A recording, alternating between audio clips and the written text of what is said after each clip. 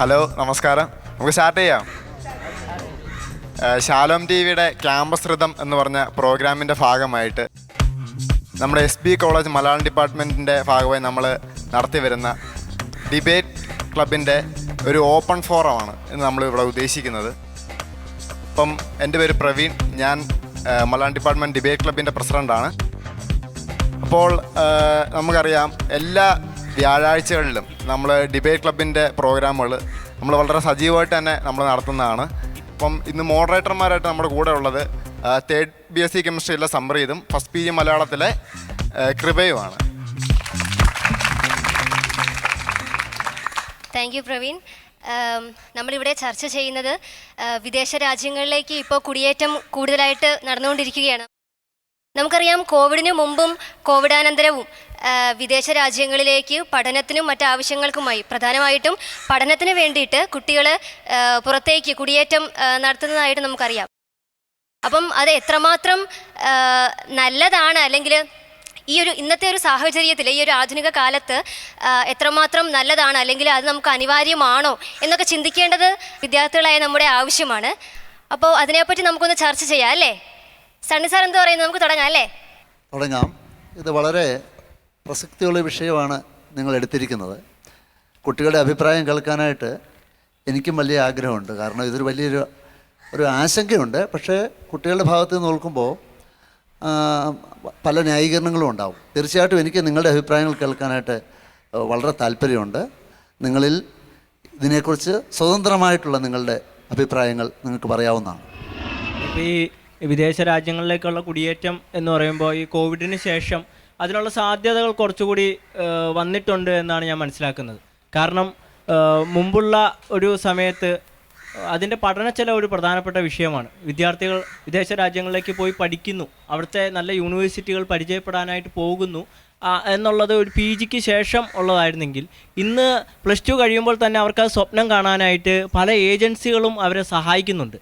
കാരണം പല entrance exam നടത്തി അതിൽ വിജയിക്കുകയാണെങ്കിൽ ഇത്ര നിങ്ങൾക്ക് 50% അവിടുത്തെ പഠന ചെലവ് ഫ്രീ ആണ് എന്നുള്ളൊരു നിലയ്ക്ക് അവരെ അതൊരു കച്ചവട സാധ്യതയും കൂടിയാണ് എന്ന് നമുക്ക് വേണമെങ്കിൽ പറയാം. ഈ കോവിഡിന് ശേഷം നമ്മുടെ ഇവിടെയൊക്കെ ഇപ്പോൾ ഉദാഹരണം പറഞ്ഞു കഴിഞ്ഞാൽ TTC എന്ന് പറയുന്ന DLL എന്ന് പറയുന്ന കോഴ്സ്, ആ കോഴ്സിന് നമ്മുടെ കേരളത്തിൽ സാധ്യത കൂടിയതുപോലെ തന്നെ വിദേശ രാജ്യങ്ങളിലെ പല കോഴ്സുകൾക്കും നമ്മുടെ നാട്ടിൽ അവർ സ്വപ്നം കാണാൻ പഠിച്ചു. അങ്ങോട്ടേക്ക് പോകുന്നത് അവരെ സംബന്ധിച്ച് ഭാരിച്ച ഒരു ഉത്തരവാദിത്തം അല്ലെങ്കിൽ ഭാരിച്ച ഒരു കാര്യമായിട്ട് തോന്നി തുടങ്ങാറായി. അതുതന്നെയാണ് പ്രധാനപ്പെട്ട ഒരു 2020 കണക്ക് നോക്കുകയാണെങ്കിൽ 30,948 കുട്ടികൾ വിദേശ രാജ്യങ്ങളിലേക്ക് പഠനത്തിനായിട്ട് മാത്രം പോയിട്ടുണ്ട്. 21-22 കാലഘട്ടത്തിൽ അത് വീണ്ടും കൂടിയിട്ടുണ്ട്. അതെങ്ങനെ കുറയ്ക്കാൻ പറ്റും? താങ്കളുടെ അഭിപ്രായത്തിൽ വന്നത് ഞങ്ങൾക്കൊന്ന് വിശദീകരിച്ച് തരാമോ? കുറയ്ക്കാൻ പറ്റുമോ എന്നുള്ളത് നമ്മുടെ കയ്യിൽ നിൽക്കുന്ന കാര്യമല്ല. അങ്ങനെ കുറയ്ക്കേണ്ട ഒരു ആവശ്യവും ഇല്ല. കാരണം അത് ഇപ്പം ഞാൻ വിദേശത്ത് പോവുകയാണെങ്കിൽ അതെൻ്റെ ചോയ്സായിട്ട് മാറിക്കഴിഞ്ഞു. നമ്മുടെ കേരളത്തിൽ ജീവിക്കുമ്പോൾ ഇവിടെ പഠനം മാത്രമാണ് അവർക്കൊരു സാധ്യതയുള്ളത്. അവിടെ ജോലി സാധ്യതയും കൂടിയുണ്ട്. പഠനത്തോടൊപ്പം ആഴ്ചയിൽ 4 ദിവസമേ ക്ലാസ് കാണത്തുള്ളൂ, ബാക്കി 3 ദിവസം അവർക്ക് ജോലിക്ക് പോകാം. ആ പണം കൊണ്ട് അവർക്ക് അവരുടെ ഇഷ്ടമുള്ള കാര്യങ്ങൾ ചെയ്യാം. ആ ഒരു സാധ്യത കേരളത്തിലില്ല. അങ്ങനെ ഒരു സാധ്യത കേരളത്തിൽ വന്നു കഴിഞ്ഞാൽ തീർച്ചയായിട്ടും ഒരുപാട് കുട്ടികൾ ഇവിടെ തന്നെ നിൽക്കും. യാതൊരു സംശയവും ഇതിനില്ല. ഇപ്പോൾ എനിക്ക് എൻ്റെ ഇവിടെ ക്ലാസ്സിൽ 4 ദിവസം വന്നാൽ മതി, 3 ദിവസം എനിക്ക് ഒരു തൊഴിൽ എനിക്ക് സൈഡായിട്ടുണ്ടെങ്കിൽ ഞാനിവിടെയല്ലേ നിൽക്കുകയുള്ളൂ. അപ്പം അങ്ങനെ ഒക്കെ അത് തടയാൻ പറ്റും എന്നാണ് എനിക്ക് തോന്നുന്നത്. എനിക്ക് അതിനൊരു കാര്യം പറയാനുണ്ട്. മൈഗ്രേഷൻ തടയേണ്ട ആവശ്യമില്ല എന്ന് കൃഷ്ണപ്രസാദ് പറഞ്ഞു. പക്ഷേ ഒരു തരത്തിൽ പറഞ്ഞാൽ കേരളത്തെ ഇത്രയും പുരോഗതിയിൽ എത്തിച്ചത് ഗൾഫ് മണി തന്നെയാണ്. പക്ഷേ പണ്ടൊക്കെ എന്ന് പറഞ്ഞാൽ നമ്മൾ ഇവിടെ വെച്ചിട്ട് അവിടെ പോയി ജോലി ചെയ്യുക, എന്നിട്ട് തിരിച്ചു വരിക, ഇവിടെ സെറ്റിൽ ചെയ്യുക എന്നായിരുന്നു. പക്ഷേ ഇപ്പം അത് മാറി. ഇപ്പം അങ്ങനല്ല. ഇവിടുന്ന് വേരോടെ പോവുകയാണ്. ആ കുടുംബം ഇവിടുന്ന് തന്നെ പോയി അവിടെ സെറ്റിലാവുകയാണ്. കേരളത്തിൽ അങ്ങനെ ഒരു ശാഖ ഇല്ലാതായി പോകും. അങ്ങനെ വന്ന് കുറച്ച് നാൾ കഴിഞ്ഞാൽ കേരളം ഒരു വൃദ്ധന്മാരുടെ നാടായി മാറും. ഇവിടെ ഒരു നാടിനെ മുന്നോട്ട് നയിക്കുന്ന യുവതലമുറയാണ്. അതില്ലാതെ ഇതൊരു വൃദ്ധന്മാരുടെ നാട് മാത്രമായി പോകും എന്നാണ് എൻ്റെ അഭിപ്രായം. ഇവിടെ ചർച്ച ചെയ്യുന്നത് വിദ്യാഭ്യാസ കാര്യങ്ങൾക്ക് വേണ്ടി വിദേശത്തേക്ക് പോകുന്ന കാര്യമാണ് നമ്മൾ ചർച്ച ചെയ്യുന്നത്. പക്ഷേ സഹോദരി പറഞ്ഞത് ജോലി സാധ്യതയ്ക്ക് വേണ്ടി ഉള്ള കാര്യങ്ങളാണ് സഹോദരി പറഞ്ഞത്. ജോലി സാധ്യത പറഞ്ഞില്ലേ, ജോലി സാധ്യതയ്ക്ക് വേണ്ടി മാത്രമാണ് ഇവർ വിദേശത്ത് പോകുന്നത്. എനിക്ക് പേഴ്സണലായിട്ട് എനിക്കറിയാം. എൻ്റെ റൂമിലുള്ള ഒരു വ്യക്തി ജർമ്മൻ ലാംഗ്വേജ് പഠിക്കുന്ന ആളാണ്.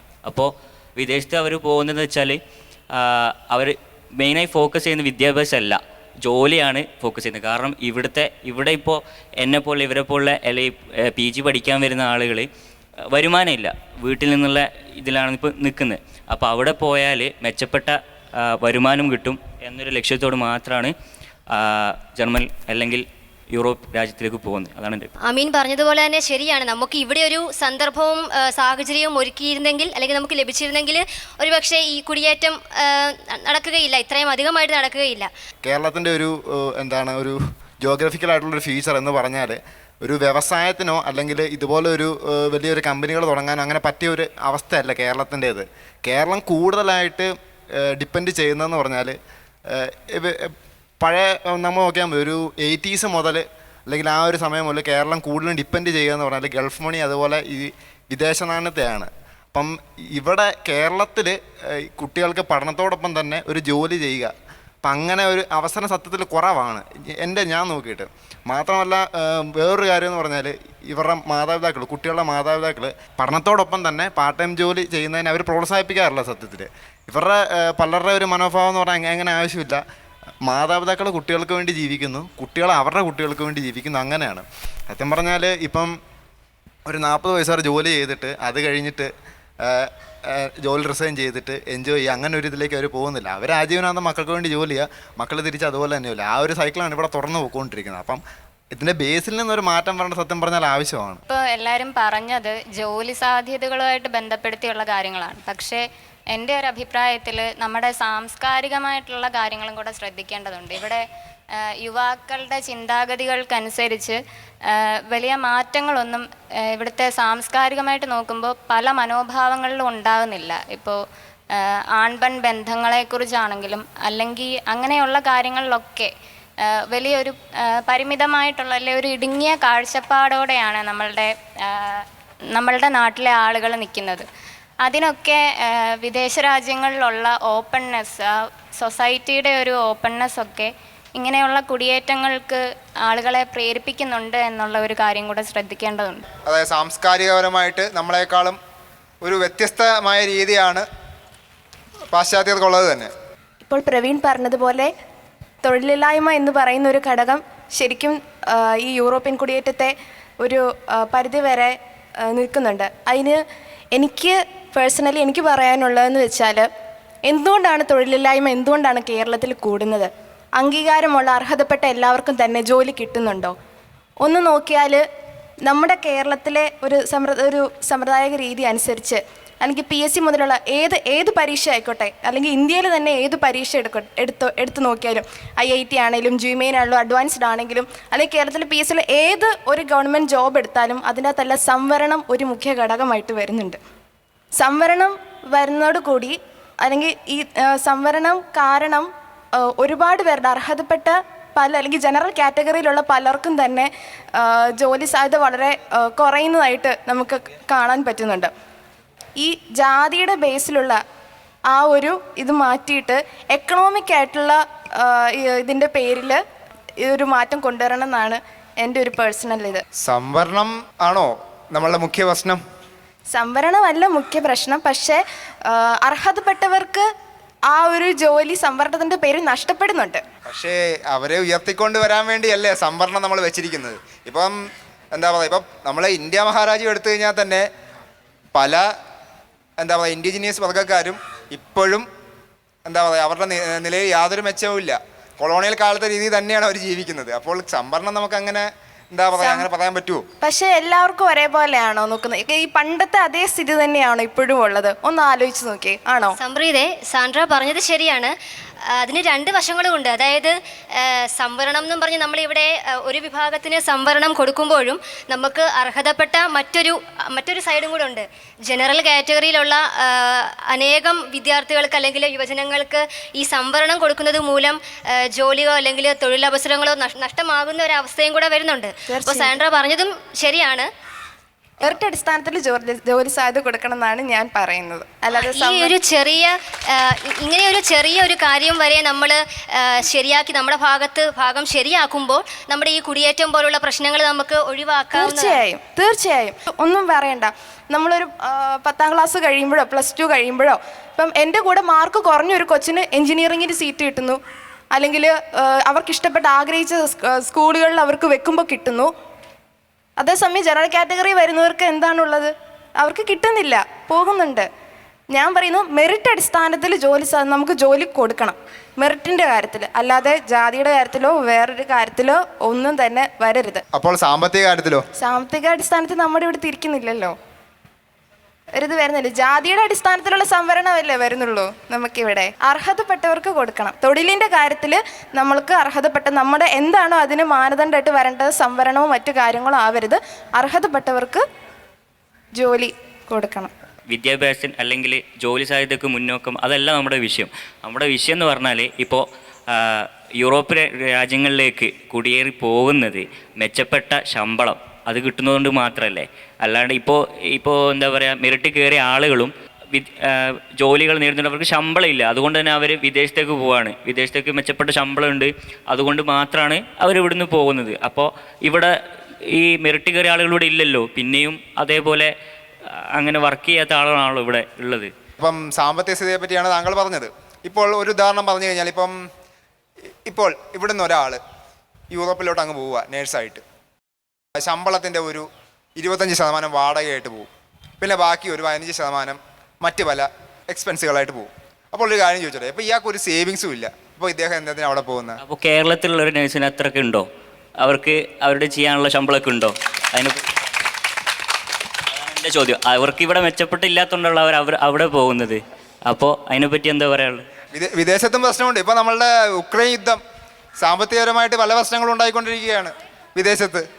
UK ഇപ്പോൾ നേഴ്സുമാർ സമരം തുടങ്ങിയ വിവരമൊക്കെ. ഇതിൻ്റെ പ്രശ്നപരമായിട്ട് താങ്കൾ എന്താണ് കാണുന്നത്? ഇങ്ങനെ അവിടെ ഇവിടെ ഒരേ അവസ്ഥയാണല്ലോ, അപ്പോൾ എന്ത് ചെയ്യും?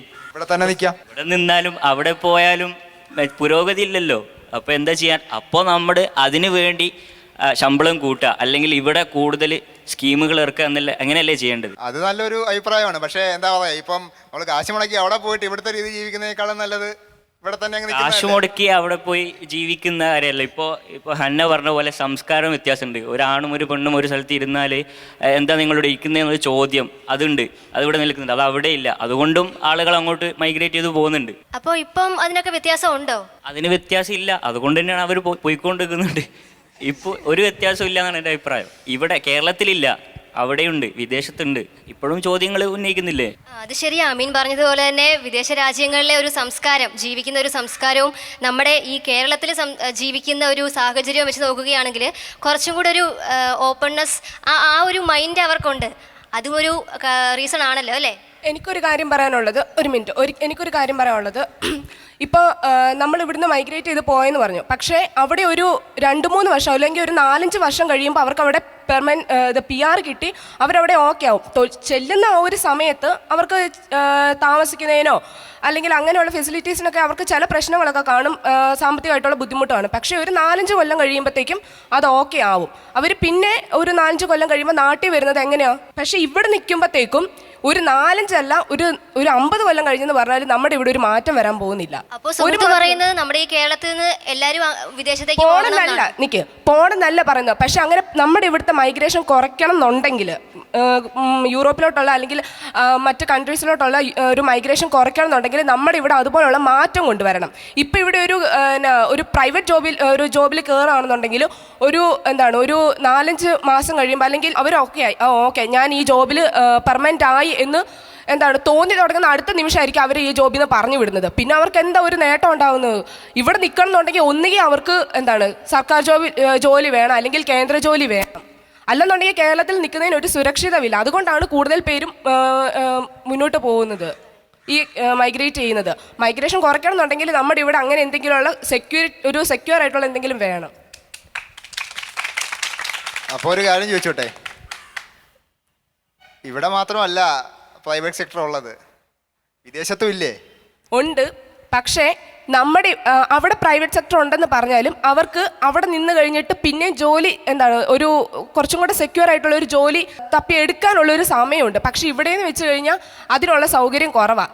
കയറുമ്പോൾ തന്നെ അവർക്ക് ചെറിയ സാലറി ആയിരിക്കും കിട്ടുന്നത്. ഇപ്പോൾ ഒരു എഞ്ചിനീയറിംഗ് പഠിച്ചോ അല്ലെങ്കിൽ നല്ലൊരു ജോലി ഉണ്ടെന്ന് പറഞ്ഞാൽ കയറുമ്പോൾ തന്നെ സ്റ്റാർട്ടിങ് സാലറി 10-12 ആയിരിക്കും കിട്ടുന്നത്. അതുകൊണ്ട് ഇന്നത്തെ കാലത്ത് എങ്ങനെ അവർക്ക് ജീവിക്കാൻ പറ്റുന്നത്?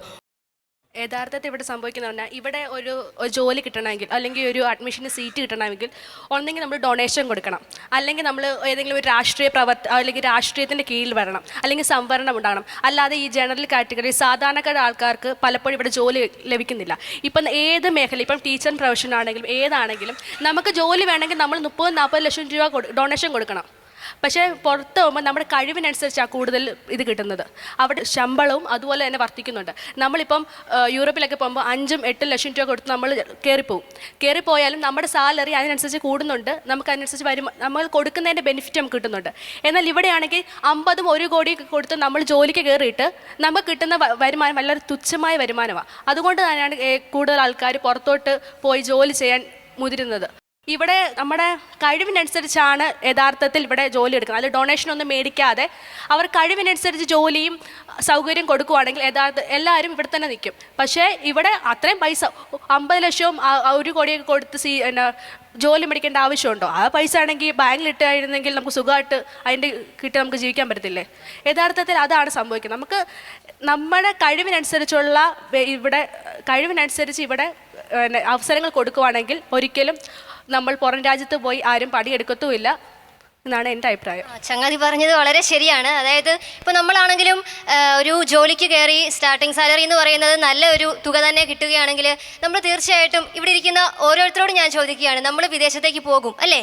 നമ്മൾ ഇവിടെ തന്നെ നിന്ന് വിദ്യാഭ്യാസം സ്വീകരിക്കുകയും അതേപോലെ നമ്മൾ സ്വന്തമായിട്ടൊരു സംരംഭം തുടങ്ങുകയും ഇപ്പം ഒരു ഗ്രാഫിക് ഡിസൈനർ ആയിട്ടുള്ള ഒരാൾക്ക് ഇവിടെ സ്വന്തമായിട്ട് ഫ്രീലാൻസിങ് ആയിട്ടൊരു സംരംഭം തുടങ്ങാൻ സാധിക്കും. അതേപോലെ അതിനോട് യോജിച്ച മറ്റ് ആൾക്കാരെയും കൂടെ ഇപ്പം വെബ്സൈറ്റിൻ്റെ സാധ്യതകളുണ്ട്, അതേപോലെ UI UX സാധ്യതകളുണ്ട്, ആർട്ടിസ്റ്റുകളുടെ സാധ്യതയുണ്ട്.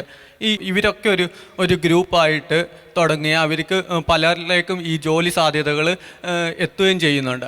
അങ്ങനെ സ്വന്തമായിട്ടൊരു ഫേം തുടങ്ങാനുള്ള സാധ്യതകൾ ഇവിടെ നിലനിൽക്കുന്നുണ്ട്. അതിനും കൂടെ യുവാക്കൾ തയ്യാറാകണം എന്നാണ് പറയുന്നത്. അല്ലാതെ വിദേശ രാജ്യങ്ങളിൽ പോയിട്ട് അവിടുത്തെ ഏതെങ്കിലും മൾട്ടിനാഷണൽ കമ്പനികളുടെ കീഴിൽ വർക്ക് ചെയ്തിട്ട് അവർക്ക് പ്രയോജനപ്രദമായ രീതികൾ ഒക്കെ ചെയ്തു കൊടുത്തിട്ട് കാര്യമില്ല. നമ്മൾ നമ്മുടെ രാജ്യത്തിന് രാഷ്ട്രത്തിന് വേണ്ടിയുള്ള പ്രവർത്തനങ്ങൾക്കും കൂടെ മുതിരണം എന്നാണ് എൻ്റെ ഒരു അഭിപ്രായം. അതെ ശ്രീരാഗേ, ശരിയാ. നമുക്ക് ഇവിടെ കിട്ടുന്ന ഒരു സാഹചര്യവും സാധ്യതയും കൂടെ നമ്മൾ പ്രയോജനപ്പെടുത്തണം അല്ലേ?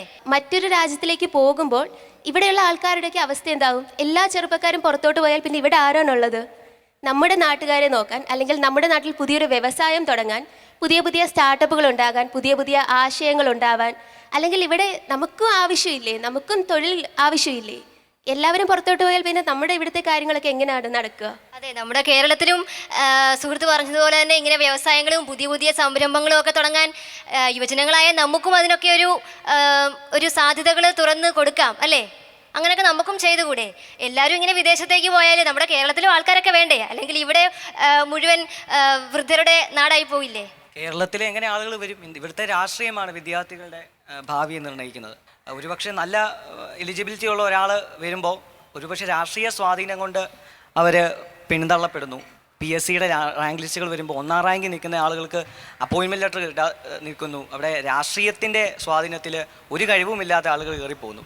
അപ്പോൾ നമ്മുടെ കഴിവുള്ള ആളുകൾ തീർച്ചയായിട്ടും അവർ ആഗ്രഹിച്ചിട്ടല്ല വിദേശത്തേക്ക് പോകുന്നത്. ഇപ്പോൾ MN ശ്രീനിവാസ് പറഞ്ഞ പോലെ സംസ്കൃതവൽക്കരണം ഒരു കാലത്തുണ്ടായിരുന്നു, മറ്റ് പാശ്ചാത്യരെ അനുകരിക്കുക. പക്ഷേ നമ്മൾ അനുകരിക്കണമെന്ന് വിചാരിച്ച് ചെയ്യുന്നതല്ല, നമ്മുടെ സാഹചര്യമായി പോകുന്നതാണ്. ഇവിടുത്തെ രാഷ്ട്രീയമാണ് വിദ്യാർത്ഥികളുടെ ഭാവി നിർണ്ണയിക്കുന്നത്. അപ്പോൾ അവർ താഴേക്കിടയിലേക്ക് പോകുന്നു. അപ്പോൾ കഴിവുള്ള കുഞ്ഞുങ്ങൾ അല്ലെങ്കിൽ ആളുകൾ അവർ വെളിയിലേക്ക് പോകുന്നതായിട്ട് വരുന്നതാണ്. അതാണ് എൻ്റെ ഒരു അഭിപ്രായം. ഒരു കാര്യം കൂടെ പറഞ്ഞോട്ടെ. മലയാളികൾ എന്നും മറ്റൊരാളുടെ കീഴിൽ ജോലി ചെയ്യാൻ ആഗ്രഹിക്കുന്ന ഒരാളാണ്. പക്ഷേ വിദേശ രാജ്യങ്ങൾ ഇത് കാണുന്നില്ല. സ്വതന്ത്രമായിട്ട് ജോലി ചെയ്യുക, സ്വന്തമായിട്ടൊരു ആശയങ്ങൾ ഉണ്ടാക്കുക, ഇതൊക്കെയാണ് പുറം രാജ്യങ്ങളിൽ കാണുക. ഇപ്പം പറഞ്ഞത് PSCയുടെ കീഴിൽ ജോലി കിട്ടുന്നു, അല്ലെങ്കിൽ ഒരു UPSC കിട്ടുന്നു. അതുമാത്രമല്ലല്ലോ നമ്മുടെ നാട്ടിലുള്ള തൊഴിൽ സാധ്യതകൾ. എന്തുകൊണ്ട് മറ്റൊരു തൊഴിൽ സാധ്യതകളിലേക്ക് ഇനിയും നമ്മുടെ ചെറുപ്പക്കാരൊന്നും ആലോചിക്കുന്നില്ല? പ്രധാനമായിട്ടും വേറൊരു കാര്യം എന്നുള്ളത്, ഇപ്പം മാതാപിതാക്കളാണെങ്കിലും ഇപ്പം വിദ്യാർത്ഥികളെ അല്ലെങ്കിൽ കുട്ടികളെ ഗവൺമെൻറ് ജോലിക്ക് വേണ്ടിയാണ് പ്രേരിപ്പിച്ചുകൊണ്ടിരിക്കുന്നത്. അവർ പുതിയ സാധ്യതകളെക്കുറിച്ചൊന്നും ആലോചിക്കുന്നില്ല എന്നൊരു പ്രശ്നം. അവർ പഴയൊരു കാഴ്ചപ്പാടിൽ ഗവൺമെൻറ് ജോലി ഉണ്ടെങ്കിൽ ഒരു സുരക്ഷിതമായ ഒരു ഭാവി നമുക്ക് കിട്ടുകയുള്ളൂ എന്നുള്ളൊരു ഇത് മുന്നോട്ട് വെക്കുന്നുണ്ട്. അപ്പം കുട്ടികൾക്ക് അത് മാനസികമായ സംഘർഷങ്ങളിലേക്കും ഇതുമൊക്കെ. അപ്പോൾ അവർ സ്വാഭാവികമായിട്ട് ഭാവി സുരക്ഷിതമാക്കണമെങ്കിൽ ഇവിടുത്തെ ശമ്പളം കൊണ്ട് അല്ലെങ്കിൽ ഇവിടുത്തെ ഒരു പ്രൈവറ്റ് കമ്പനിയിൽ ജോലി ചെയ്തൊരു ശമ്പളം മേടിച്ചിട്ട് ജീവിക്കാൻ സാധിക്കില്ല. അതിന് വേണ്ടി അവർ മൈഗ്രേറ്റ് ചെയ്യുന്നു. അവിടെ കൂടുതൽ ശമ്പളമുണ്ട്, ജോലി സാധ്യതകളുണ്ട്. പക്ഷേ ഇവിടെ അത് കിട്ടാത്തതുകൊണ്ട് അവർ ശരിക്കും ഒരു ആശങ്കകൾ, അവർ ഭാവിയെക്കുറിച്ചുള്ള ആശങ്കകൾ അവരുടെ മനസ്സിലുണ്ട്. അത് മാറ്റിയിട്ട് സ്വന്തമായിട്ടുള്ള ജോലി സാധ്യതകൾ അവർ മുന്നിൽ കാണണം. എന്നിട്ട് അതിന് വേണ്ടിയുള്ള പ്രവർത്തനങ്ങൾ വളരെ ചെറുപ്പത്തിൽ തന്നെ തുടങ്ങാനുള്ള ഇത് ഇവിടുത്തെ സർക്കാരുകളും അതേപോലെ എല്ലാവരും വിദ്യാഭ്യാസ സമ്പ്രദായങ്ങളുമൊക്കെ സാധ്യതകൾ തുറന്നു കൊടുക്കണം എന്നാണ് എനിക്ക് പറയാനുള്ളത്. അതേപോലെ ആഡ് ഓൺ കോഴ്സുകൾ ഇപ്പോൾ പല കോഴ്സിൻ്റെ ഒപ്പം പല ഡിപ്പാർട്ട്മെൻറ്റും പല ആഡ് ഓൺ കോഴ്സുകൾ ഓഫർ ചെയ്യുന്നുണ്ട്. അതിനകത്ത് കൂടുതലും മെച്ചപ്പെട്ട ഒരു ആഡ് ഓൺ കോഴ്സുകൾ ഇപ്പോൾ ഞാൻ നേരത്തെ പറഞ്ഞ UI UX പോലത്തെ പുതിയ പുതിയ സാധ്യത, ഇപ്പോൾ AI എന്ന് പറയുന്ന ആർട്ടിഫിഷ്യൽ ഇൻ്റലിജൻസ് വന്നു. അപ്പോൾ അതുമായി ബന്ധപ്പെട്ടുള്ള ആഡ് ഓൺ കോഴ്സുകളൊക്കെ ഈ കോളേജുകളും ഒക്കെ കൊടുക്കാൻ തീരുമാനിക്കണം. എനിക്ക് പറയാനുള്ളത് ഇവിടെ കൂടുതൽ തൊഴിലവസരങ്ങൾ ലഭിക്കുന്നുണ്ടോ എന്നുള്ളതാണ്. ഇപ്പോൾ പഠിച്ചിറങ്ങുന്ന വിദ്യാർത്ഥികൾക്ക് പോലും ഇവിടെ ഒരു തൊഴിലവസരങ്ങൾ കൊടുക്കുന്നില്ല എന്നുള്ളതാണ്. എന്തുകൊണ്ടാണ്? മറ്റേ റഷ്യയിലൊക്കെ ഇപ്പോൾ യുദ്ധത്തിൻ്റെ കാര്യമൊക്കെ പറഞ്ഞില്ലേ, എനിക്കറിയാവുന്ന കുറേ പേരുണ്ട്. അവർ ഇവിടെ നാട്ടിൽ വന്നിട്ടും അവിടുന്ന് ഇവിടെ വന്നിട്ട് അവർ വേറെ രാജ്യത്തേക്ക് കൂടുതൽ അവർ എന്നെ ഇവിടെ വെച്ച് തന്നെ ഇൻ്റർവ്യൂ ഒക്കെ എടുത്തിട്ട് അവർ ജോലിക്ക് വേണ്ടി ശ്രമിക്കുന്നുണ്ട്. അപ്പോൾ അവർക്ക് അവിടെ കിട്ടുന്നുണ്ട്. അത് എന്തുകൊണ്ടാണെന്ന് വെച്ച് കഴിഞ്ഞാൽ അവിടെ കൂടുതൽ തൊഴിലവസരങ്ങൾ അവിടെ ലഭ്യത കൂടുതലാണ് തൊഴിലവസരങ്ങളുടെ. നമ്മുടെ ഈ കേരളത്തിൽ ഇതുപോലെ തൊഴിലവസരങ്ങൾ കൊടുക്കുന്നുണ്ടോ? സംഭരണം ഉള്ളവർക്ക് പോലും ഇപ്പോൾ തൊഴിലവസരങ്ങൾ കൊടുക്കുന്നില്ല എന്നുള്ളതാണ്. ജോസിൻ പറഞ്ഞത് ഒരു വസ്തുതയാണ്. ഇപ്പം എൻ്റെ ഒരു ആഗ്രഹം എന്ന് പറഞ്ഞാൽ കേരളത്തിൽ തന്നെ ജോലി ചെയ്ത് കേരളത്തിൽ തന്നെ ജീവിക്കണം എന്നുള്ളതാണ്. പക്ഷേ കൂടുതൽ പേരും സമൂഹത്തിൻ്റെ നിന്ദയും കളിയാക്കലും ഒക്കെ ഭയന്നിട്ടാണ് പുറത്തോട്ട് പോകുന്നത്. കാരണം ഇത്രയൊക്കെ പഠിച്ചിട്ടും ഡിഗ്രി എടുത്തിട്ടും PG എടുത്തിട്ടും നിങ്ങൾക്ക് ഇതുവരെ ജോലി ആയില്ലേ, അല്ലെങ്കിൽ മലയാളമാണോ എടുത്തതെന്ന് ചോദിക്കുമ്പോൾ ഉടനെ ചോദിക്കും, അയ്യോ മലയാളമാണോ, എങ്കിൽ പുറത്തോട്ടൊന്നും പോകാൻ പറ്റില്ലല്ലോ, അതെന്തിനാ മലയാളം എടുത്തേ. ഇങ്ങനെയൊക്കെ ഒരുപാട് കളിയാക്കലുകൾ ഭയന്നിട്ടാണ് കൂടുതൽ പേരും +2 കഴിയുമ്പോൾ അല്ലെങ്കിൽ ഡിഗ്രി കഴിയുമ്പോഴേ പുറത്തേക്ക് പോകുന്നത്, ഇവിടെ കൂടുതൽ വിദ്യാഭ്യാസത്തിന് ശ്രമിക്കാതിരിക്കുന്നത്. അതായത് നമ്മളുടെ എല്ലാവിധ പരിഷ്കരണങ്ങളെയും തടയിടുന്നത് ഇതുപോലുള്ള അമ്മമാരും അമ്മച്ചിമാരും ഒക്കെ തന്നെയാണ്. എന്നാൽ ഇവരൊട്ടും ഒരു അരിമണി പോലും സമൂഹത്തിന് കൊടുക്കുകയില്ല. അപ്പോൾ ഇവരെയൊക്കെ ഇനി മാറ്റിയെടുക്കാൻ പറ്റുമോ എന്നൊന്നും നമുക്ക് വലിയൊരു പ്രതീക്ഷയൊന്നുമില്ല. എൻ്റെ ഒരു അഭിപ്രായത്തിൽ ഈ കുടിയേറ്റത്തിനുള്ളൊരു പ്രധാനപ്പെട്ട കാരണം എന്ന് എനിക്ക് തോന്നുന്നത്, വിദേശത്തൊക്കെ ഇവിടത്തേക്കാളും വൈവിധ്യമാർന്ന കോഴ്സുകൾ ഓഫർ ചെയ്യപ്പെടുന്നുണ്ട്. യഥാർത്ഥ പ്രശ്നം സ്കില്ലിനപ്പുറം അഭിരുചിക്കനുസരിച്ച് ഒരു കോഴ്സ് നമുക്ക് ഇന്ന് കേരളത്തിൽ കണ്ടെത്താനായിട്ട് പറ്റുന്നില്ല. അവർക്ക് ഇഷ്ടമുള്ളതായിട്ട് ഏതാണ്ട് അടുത്ത് ബന്ധം വരുന്ന ഒരു കോഴ്സ് തിരഞ്ഞെടുത്ത് എന്തെങ്കിലും ഒരു ജോലി ചെയ്യാനാണ് ഇവിടെ നിൽക്കുന്നവർ നിർബന്ധിതരാകുന്നത്. പക്ഷെ പുറത്തേക്ക് പോയി കഴിഞ്ഞാൽ അവർക്ക് ഇഷ്ടപ്പെട്ട മേഖലയിൽ ഒരു ചെറിയ സാധ്യതയല്ല, അവർക്ക് ഒരു വൈഡ് റേഞ്ച് ഓഫ് സാധ്യതകൾ പുറത്ത് ലഭിക്കുന്നുണ്ട്. അവർ കുറച്ചുകൂടി ഇൻഡിപെൻഡൻ്റ് ആവുന്നുണ്ട് അവിടെ. അതുമാത്രമല്ല, ഒരു റേഷ്യോയുടെ ഒരു പ്രശ്നമുണ്ട്. അതായത് ഇവിടെ ഒരു പ്രത്യേക കോഴ്സ്, ഇപ്പം തന്നെ എഞ്ചിനീയർമാരുടെ കാര്യം എടുത്താൽ ഇഷ്ടം പോലെ എഞ്ചിനീയർമാരാണ്. അതായത് ഒരു റേഷ്യോ ഇവിടെ മെയിൻറ്റെയിൻ ചെയ്യപ്പെടുന്നില്ല. പുറത്ത് എല്ലാ മേഖലകളിലും ഒരു പ്രത്യേക അനുപാതം നിലനിർത്തിക്കൊണ്ട് പോകുന്നതുകൊണ്ട് അവർക്ക് പല മേഖലകളിലും അവിടെ സ്കിൽഡ് ആയിട്ടുള്ള ആൾക്കാരെ കിട്ടുന്നുണ്ട്. അപ്പം ഇവിടെ അങ്ങനെ ഒരു കുറവുള്ളത് കൊണ്ടാണ് കുടിയേറ്റം എന്നാണ് എൻ്റെ ഒരു കാഴ്ചപ്പാട്. എനിക്ക് മറ്റൊരു കാര്യം പറയാനുണ്ട്. കാരണം ഒത്തിരി സോഷ്യൽ മീഡിയ ഒത്തിരി നമ്മളെ ഇൻഫ്ലുവൻസ് ചെയ്യുന്നുണ്ട് ഇങ്ങനെയുള്ള കാര്യങ്ങളിൽ. ഇപ്പം ഞാനാണെങ്കിൽ തന്നെ ഒത്തിരി വിദേശ രാജ്യത്തെ വീഡിയോ കാണുമ്പോഴും അവിടെയുള്ള ആൾക്കാർ കൂടുതൽ ജീവിതം എൻജോയ് ചെയ്യുമ്പോൾ ഞാൻ വിചാരിക്കും, ഈ നാട്ടിൽ കേരളത്തിൽ ജീവിച്ചാൽ ഞാൻ കുറച്ച് വർഷം കൂടെ കഴിയുമ്പോൾ എല്ലാവർക്കും 100 വർഷം വരെയൊക്കെയുള്ള ആയുസേ ഉള്ളൂ. എത്രയാണ് മിനിമം വർഷം ജീവിക്കുന്നത്? 100 വർഷമോ? 100 വർഷം ഞാൻ ഉദ്ദേശിച്ചത്, നമുക്കിപ്പോൾ എല്ലാവർക്കും ഒരു എക്സ്പയറി ഡേറ്റ് പോലൊരു സംഭവം ഉണ്ട്. അപ്പം ഞാൻ അങ്ങനെ പറഞ്ഞതാണ്, അങ്ങനെ ഒരു ഇതുണ്ട്. അപ്പം നമ്മളെന്തായാലും മരിക്കുന്നവരാ. അതിനു മുമ്പ് എന്നെ സംബന്ധിച്ച് എനിക്ക് ഒത്തിരി കാര്യങ്ങൾ ചെയ്യണമെന്ന് ഒത്തിരി ആഗ്രഹമുണ്ട്. പക്ഷെ അതൊരിക്കലും കേരളത്തിൽ നിന്നുകൊണ്ട് പറ്റില്ലായിരിക്കാം. പക്ഷെ വേറൊരു രാജ്യത്താകുമ്പോൾ എനിക്ക് സാധിക്കും. അതാണ് ഞാൻ പറയുന്നത്. അത് ശരിയാ. കേരളമല്ല, നമ്മളെ ഇന്ത്യയിലെ ലൈഫ് എക്സ്പെക്ടൻസി എന്ന് പറയുമ്പോൾ 69 വയസ്സാ. ജപ്പാനിലൊക്കെ ആണെങ്കിൽ 80-100 വയസ്സാ. ശരിയാ, നന്നായിട്ട് നമുക്ക് ആഘോഷിക്കാം. സുഹൃത്തിന് പറയാനുണ്ടോ? എൻ്റെ അഭിപ്രായത്തിൽ നിലവിലിരിക്കുന്ന വിദ്യാഭ്യാസ സമ്പ്രദായത്തിന് തന്നെ മാറ്റം വരണം. കലാകായികമായ രംഗങ്ങളിൽ എത്രമാത്രം ഓപ്പർച്യൂണിറ്റി ഇവിടെ നൽകുന്നുണ്ടെന്ന് ശ്രദ്ധിക്കേണ്ടതാണ്. എത്രമാത്രം വിദ്യാഭ്യാസ സ്ഥാപനങ്ങൾ അതിനുവേണ്ടി പ്രവർത്തിക്കുന്നുണ്ട് ഇവിടെ. അപ്പം ഇതിനെപ്പറ്റിയൊക്കെ സണ്ണി സാറിന് എന്താ പറയാനുള്ളത്? ഞാൻ ആകെ ഒരു ആശങ്കയിലാണ്. കാരണം ഞങ്ങളെ അധ്യാപകരെ സംബന്ധിച്ച് ഇനിയും പഠിപ്പിക്കാൻ കുട്ടികളെ കിട്ടുമോ? കുറച്ച് വർഷം കഴിയുമ്പോഴേ ഡിഗ്രിക്കൊക്കെ എല്ലാ കോളേജുകളിലും പകുതി കുട്ടികളായി. ഇനി അടുത്ത പോലെ എത്ര കുട്ടികൾ കാണും? അങ്ങനെ ഒരു ചിന്ത പോട്ടെ. പെൻഷനായി കഴിഞ്ഞ് ഞങ്ങളെ നോക്കാനായിട്ട് നിങ്ങളെപ്പോലുള്ള മക്കളും മറ്റുള്ളവർ കാണുമോ എന്നുള്ളൊരു ആശങ്ക ഞങ്ങളെ സംബന്ധിച്ചുണ്ട്. ഇത് സാമൂഹികപരമായിട്ടും കുടുംബപരമായിട്ടും ഒക്കെ ഒരു ആശങ്കയുണ്ട്. പക്ഷേ നിങ്ങളെ സംബന്ധിച്ച് അല്ലെങ്കിൽ പുതിയ തലമുറയെ സംബന്ധിച്ച് അവർക്ക് സുരക്ഷിതമായിട്ടുള്ളൊരു ജീവിതം അതവരാഗ്രഹിക്കുന്നുണ്ട്. അതൊരു പ്രധാനപ്പെട്ട ഒരു കാര്യമാണ്. അവർക്ക് നല്ല ശമ്പളം, നല്ല ജോലി സാധ്യത, ഇത്തരത്തിലുള്ളൊരു അട്രാക്ഷൻ തീർച്ചയായിട്ടും ഉണ്ട്.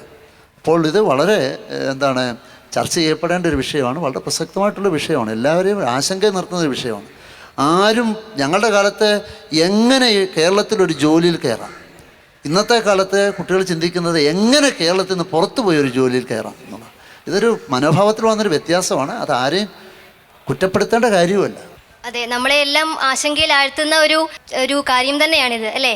അപ്പം നമ്മുടെ ഭരണകർത്താക്കളാണെങ്കിലും ഇതിനെപ്പറ്റി ഒന്ന് ചിന്തിക്കേണ്ടത് ഏറെ അനിവാര്യമാണ്. കാരണം നമ്മുടെ യുവജനങ്ങളെല്ലാം ഇങ്ങനെ കുടിയേറി പോകുന്നത് എത്രമാത്രം ശരിയാണ്, അല്ലെങ്കിൽ ഇവിടെ നമുക്ക് പുറം രാജ്യങ്ങളിലെ പോലെ തന്നെ പാർട്ട് ടൈം ആയിട്ട് ജോലി ചെയ്യുക, അല്ലെങ്കിൽ കൂടെ പഠിക്കുക, അല്ലെങ്കിൽ തൊഴിൽ സാധ്യതകൾ വിദ്യാഭ്യാസ മേഖലയിലൊക്കെ ആണെങ്കിലും തൊഴിൽ സാധ്യതകൾ കൊടുക്കുക എന്നൊക്കെ പറയുന്നത് ഭരണകർത്താക്കൾ അധികം വൈകാതെ തന്നെ നടപ്പിലാക്കേണ്ട കാര്യങ്ങളൊക്കെ തന്നെയാണ്, അല്ലേ? അപ്പം നമുക്കറിയാം നമ്മുടെ നാളെയുടെ സമ്പത്ത് എന്ന് പറയുന്ന ആരാ? നമ്മളൊക്കെ തന്നെയാണ്. യുവജനങ്ങളാണ് നാളെയുടെ സമ്പത്ത്. അപ്പം APJ അബ്ദുൽ കലാം പറഞ്ഞിട്ടുണ്ട്, the ignited mind of the youth is the most powerful resource on the earth, above the earth and under the earth. ഭാവിയുടെ സമ്പത്ത് എന്ന് പറയുന്നത് യുവജനങ്ങളല്ലേ? ഏറ്റവും മോസ്റ്റ് പവർഫുൾ ആയിട്ടുള്ളത് നമ്മൾ യുവജനങ്ങളൊക്കെ തന്നെയാണ്. എനിക്കെന്തായാലും വിദേശത്തോട്ട് പോകണമെന്ന് അത്ര ആഗ്രഹമൊന്നുമില്ല. പിന്നെ ഫെൽസിറ്റൊക്കെ പറഞ്ഞതുപോലെ തന്നെ നമ്മൾ ചില വീഡിയോസോ അല്ലെങ്കിൽ നമ്മുടെ പരിമിതികൾക്കുള്ളിൽ നിന്നുകൊണ്ട് നമ്മൾ ചിന്തിക്കുമ്പോൾ നമ്മുടെ അറിവൊക്കെ വെച്ച് നോക്കുമ്പോൾ അതുപോലെയൊക്കെ പുറത്തെ ആൾക്കാരൊക്കെ ജീവിക്കുന്ന പോലെ ജീവിച്ചാൽ കൊള്ളാം, അടിച്ചു പൊളിച്ച് ജീവിക്കാം എന്നൊക്കെ സ്വാഭാവികമായിട്ട് നമ്മളൊക്കെ ചിന്തിക്കും, അല്ലേ? പക്ഷേ എന്നാലും നമ്മൾ പറയും കേരളം പച്ചയാണ്, മാങ്ങയാണ്, തേങ്ങയാണെന്നൊക്കെ പറയും. എന്നാലും എത്രമാത്രം ഇതൊക്കെ അനിവാര്യമാണ് എന്ന് നമ്മൾ ചിന്തിക്കേണ്ടത് ഏറെ അത്യാവശ്യമാണ്. അപ്പോൾ ഞാൻ ആത്മാർത്ഥമായിട്ട് ചോദിച്ചോട്ടെ, ഇവിടെ ഇരിക്കുന്ന എത്ര പേര് വിദേശത്ത് പോകാൻ റെഡി ആയിട്ടുണ്ട്? അല്ലെങ്കിൽ ആർക്കൊക്കെ താല്പര്യമുള്ളത്? ഒന്ന് കൈവെക്കുവോ? ഒരു 100 എടുത്താൽ 90-95% വേണമെന്ന് നമുക്ക് പറയാം, അല്ലേ? എല്ലാവരും റെഡി ആയിട്ട് പോകാൻ ഇങ്ങനെ കച്ചകെട്ട് നിൽക്കുന്ന ഒരു അവസ്ഥയിലാണ് ഇപ്പോഴത്തെ ഒരു സാഹചര്യം വെച്ച് നോക്കുകയാണെങ്കിൽ. അപ്പോൾ ഇതിൻ്റെ അധികാരികൾ അല്ലെങ്കിൽ നമ്മുടെ ഇവിടുത്തെ ഭരണകർത്താക്കൾ ആവശ്യമായിട്ടുള്ള കാര്യങ്ങൾ ഇതിനു വേണ്ടി ചെയ്യണം, നടപ്പിലാക്കണം കാര്യങ്ങളെല്ലാം. എങ്കിൽ മാത്രമേ നമുക്ക് കേരളത്തിൽ, നമ്മുടെ നാടാണ് കേരളം, ദൈവത്തിൻ്റെ സ്വന്തം നാടാണ്, അല്ലെങ്കിൽ നമ്മുടെ കേരളം എന്നൊക്കെ പറയുമ്പോഴും ശരിയാണ്, മറ്റൊരു വശം കൂടി ഉണ്ട്. എന്നാലും നമ്മൾക്ക് ഇവിടെ വേണ്ട ആൾക്കാരൊക്കെ തന്നെയല്ലേ? അപ്പോൾ അതിനെക്കുറിച്ച് ചിന്തിക്കണം ഭരണകർത്താക്കൾ. എത്രയും വേഗം തന്നെ ഇതിനാവശ്യമായ നടപടികൾ എടുക്കട്ടെ, അതിനെടുക്കാൻ കഴിയട്ടെ എന്ന് ആശംസിക്കുന്നു. അപ്പോൾ എനിക്കെന്താണെങ്കിലും കേരളത്തിൽ തന്നെ നിന്നാൽ മതി എന്ന് തന്നെയാണ് എനിക്ക് താല്പര്യം. ഞങ്ങളെ ഇവിടുന്ന് പറഞ്ഞു വിടല്ലേ. അപ്പോൾ നമുക്ക് വീണ്ടും ഒരു പ്രസക്തമായ ഒരു വിഷയവുമായിട്ട് വീണ്ടും നമുക്ക് ഇവിടെ കൂടാം എന്നൊരു ശുഭാപ്തി വിശ്വാസത്തോടു കൂടി നമുക്ക് ഇന്നത്തേക്ക് പിരിയാം. Thank you everyone.